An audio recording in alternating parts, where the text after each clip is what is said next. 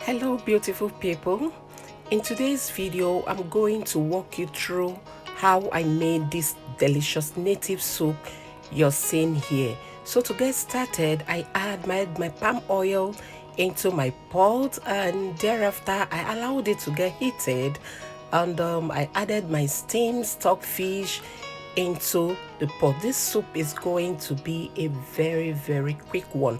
I've already added my thickener, which is the Ofor, and at this point that you can see, I've added in the water, and I will give it some time and allow it to boil.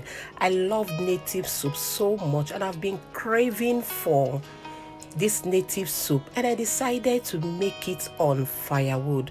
I don't know, to me firewood soup is very tasty because I love how firewood soup cooks.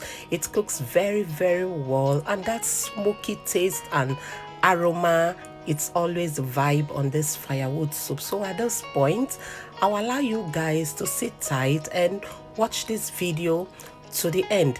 At this point, I've baked my gari and I'm molding it into that cooler you're seeing there, so the gari will not get cold when we're ready to eat it, because I just have a little occasion. So I decided to make this soup for just about 10 guests. So sit tight and watch this video to the end. I hope you enjoy the rest of the video.